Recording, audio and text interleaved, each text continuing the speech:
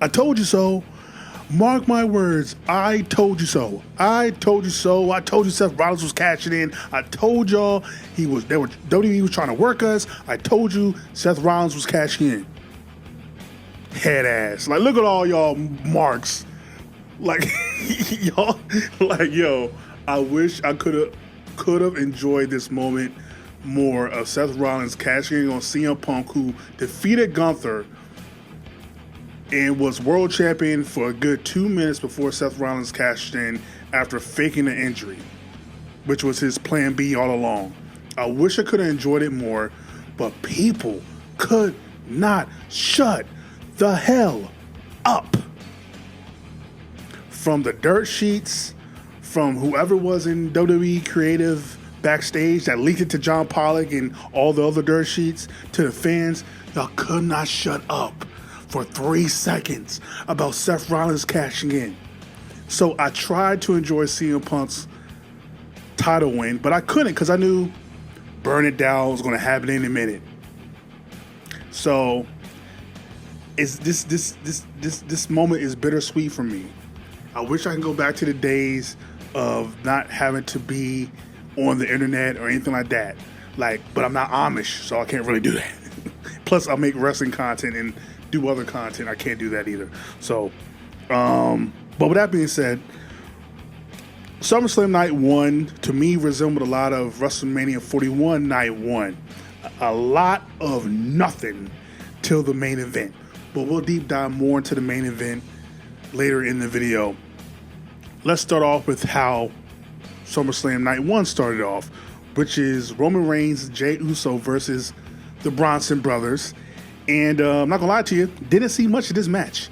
I was out getting food, did not care about the match because there's literally nothing on the line, and I knew Roman and Jey were with him because it's Roman Reigns. He's not going to lose or made to look weak in back-to-back appearances. It just ain't going to happen.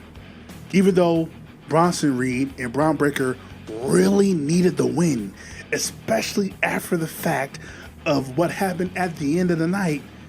How strong would that faction have looked had Bronson and Braun won and then Seth won in the main event? A very strong faction, huh? But no, we have to give Roman Reigns a meaningless win only for him to fuck off again, probably, and go on a mini vacation till like Survivor Series. So, I mean, the only other logical conclusion is maybe they're going to do Jey and Seth. Maybe they'll do that, which will be cool. But yeah, I really wanted the Bronson brothers to win. It looks like Braun Breaker is injured or probably is going to be out for a little while, which really sucks because I loved what he was doing as being the quote-unquote leader of this faction. So it sucks that now we're going to have to put that to the back burner, not only due to the injury, but also because Seth is back. But again, going into the match, again, I didn't see a lot of it. I saw the highlights. Roman Reigns damn near tried to kill himself by doing the old school big dog Undertaker leap over the top rope, overshot both Bronson and Braun. But yeah, I didn't see a lot else. Braun Breaker, man, like, God, they got to make him the guy next year. Just him in the ring. I think he had Jey Uso in a headlock. He just looking at Roman like, Roman Reigns, Roman sucks. Like, God, like, they got to do something. He reminds me of Kevin Owens. Because Kevin Owens would never shut up in matches. Like, all he did was talk. But yeah, it's an okay opener. Didn't do much for me again. I don't agree with the winner, but it is what it is. Following this, we get another tag team match of We're Not Friends, Charlotte Flair and Alexa Bliss, and versus the Judgment Day, which I thought actually was a very solid match. It was worked very well. Roxanne and Raquel looked very good, working over both both Alexa and Charlotte for most of the match, with Charlotte getting a hot tag. There was somewhere near the end of the match where Alexa accidentally hit Charlotte. So that was like a major point of, will Charlotte retaliate or will she get over it? Well, she got over it, took out Raquel, and Alexa gets the pin on Roxanne, and they're your new tag team champions, which I think needed to happen because Charlotte and Alexa have great chemistry. I love this for Charlotte. She needed to be out of the world title picture and giving more personality and giving more connection to who she truly is outside of just being the queen and Ric Flair's daughter. So I really love this for her, and also for Alexa Bliss too. Again, I think they just work so well together. I'll be intrigued to see what to do with them now as your women tag team champions. I don't know, the crowd, I couldn't really gauge the crowd if they were good or not because they're in a stadium with an open roof or not with a roof at all. I couldn't engage if the crowd was into matches or not. Like, I couldn't really gauge it. I don't know if the crowd was mic'd poorly, but I don't know, the crowd was just, I don't know, they were on and off the entire night. But yeah, shout out to Charlotte and Alexa Bliss. I'm intrigued to see what they do now with the Judgment Day, now that they have lost the tag team titles. What story beat are they going to do now with them? We'll see. Following this, we have Sami Zayn, Karrion Kross. Basically had the same match they've been having over the past couple months. I said in my predictions that Karrion Kross needed to get this win. I don't see what purpose it serves for Sami Zayn to win yet. I also predicted that Sami would win because, of course, he's going to win. Because I don't know. Like, I just feel like they have no desire to push Karrion Kross, which is interesting because I'll do that rant after the next match. I feel like WWE really sucks at capitalizing on momentum or very solid storylines. I think the storyline of Sami Zayn not being able to win the world title because he doesn't have that killer instinct, I think it's something you can really work with. However, I just don't think they're committed. I just don't understand. Like, they just don't seem to be committed to that story. And now, I don't know if Karrion Kross has re-signed with WWE or not. If he hasn't, I really hope the best for Karrion. If he has, I hope they can find something for him. But yeah, like, Sami wins. Okay, what does he do now? Does he go after Seth now? Does he, like, what does he do now? Like, I just don't see the direction you go with Sami after proving Karrion wrong. So, I don't know. I don't know what they're doing with that. It was a fine match. Karrion and Charlotte tried to get Sami to use a lead pipe in the match, but Sami refused, and Sami just beat Karrion Kross straight up. So, I don't know. I don't know what you do with that.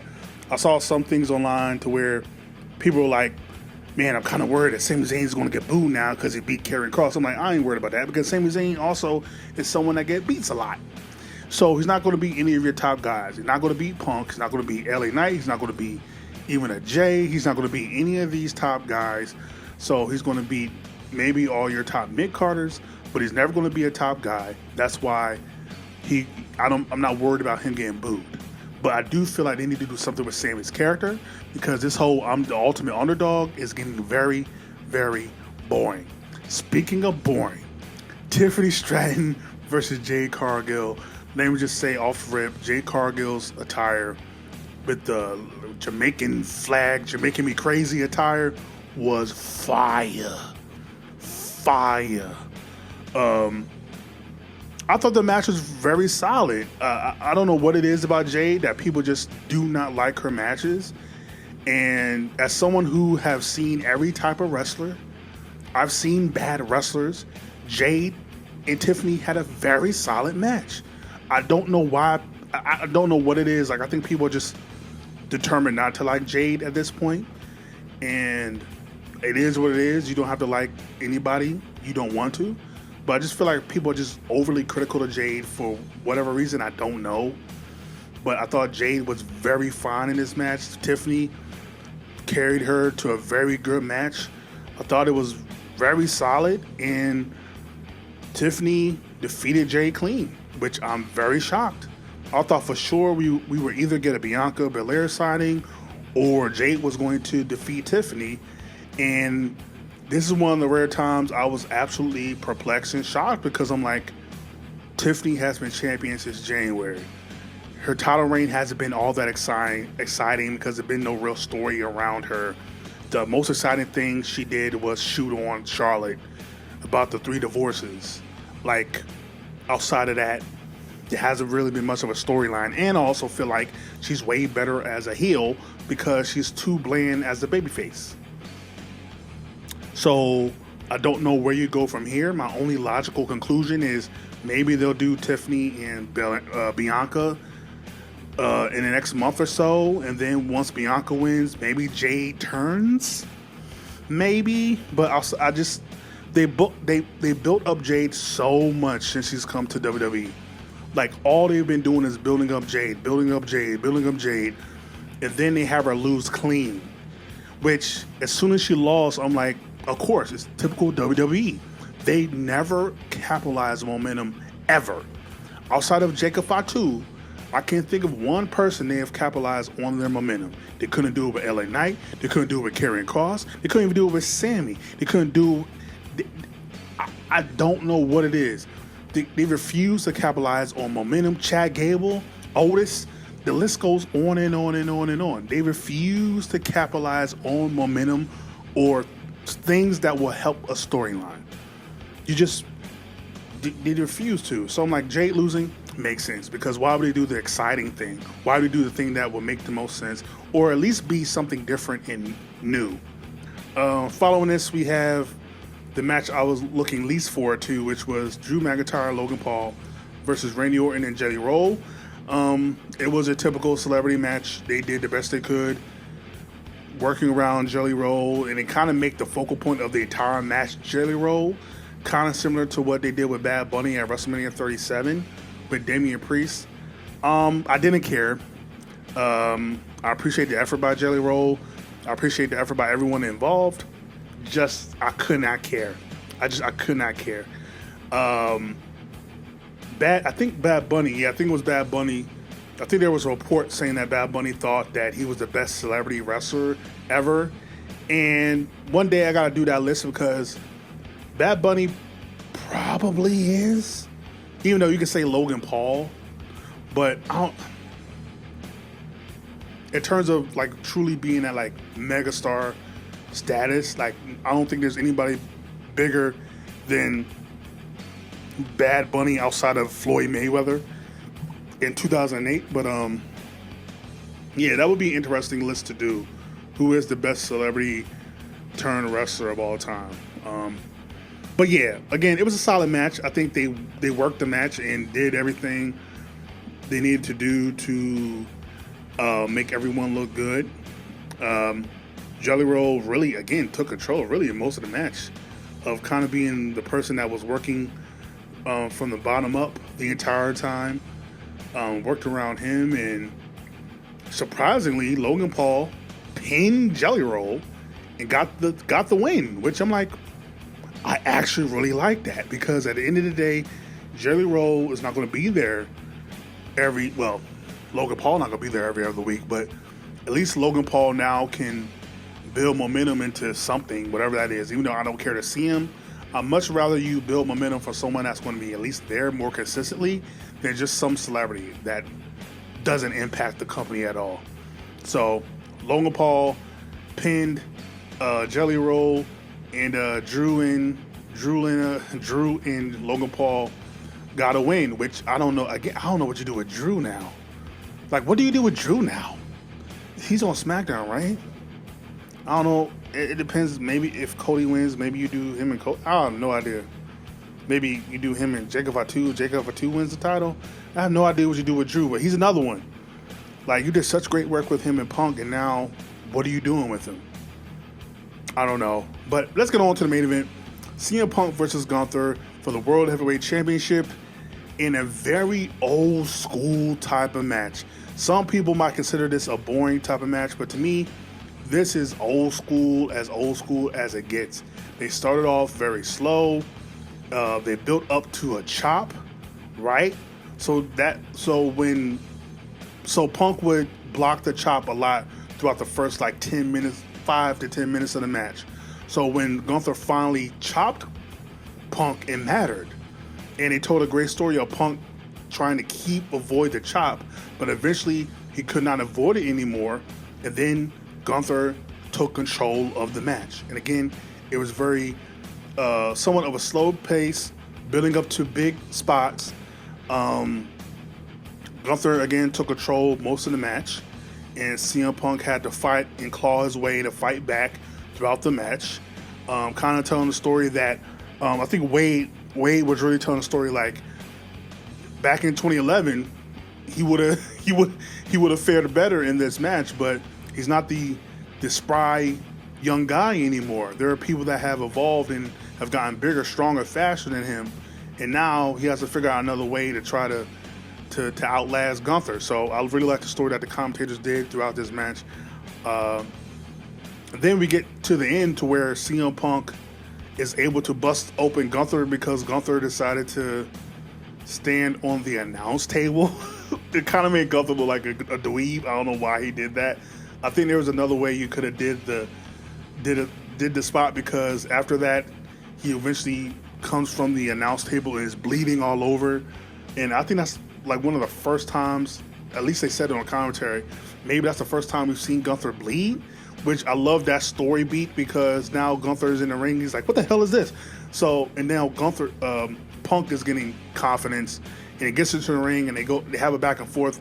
Gunther puts Punk in a sleeper hold, but then Punk gets out of it, hits GTS not once, which Gunther spits, like almost like he lost a tooth. He like spits up, stands still, and then GTS again to 1, 2, 3, and Gunther loses to CM Punk in the main event of the first ever night one of SummerSlam, which, as much as I knew probably what was going to happen afterward, it was a nice moment for me. As someone who, if you give me who was my top 5 wrestlers of all time, CM Punk for sure is in my top 5. For everything he's done, for someone who, if it was for him, I probably would not still be watching wrestling. I would have been watching wrestling in 2021 because I didn't care for WWE outside of maybe the Bloodline.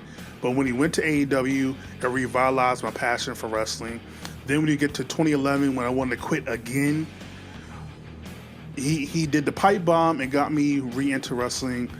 Even before that, in 2010 with the Straight Edge Society, then in 2009 with his feud with Jeff Hardy, there are multiple times where I just was not interested in wrestling. And Punk would do something. He would have a feud, a promo, something that keep me engaged. So Punk has been so much to me as a wrestling fan. And for him to get that moment, even if it was short-lived, I thought was really dope. I really thought was dope. And then, as soon as Punk gets ready to celebrate, Burn It Down hits. And Seth Rollins comes down there on crutches, and everybody's like, I'm not fooled. Puts the crutches down, takes the knee brace off, and then sprints to the ring. Now, with that being said, Punk, what the hell are you doing, man?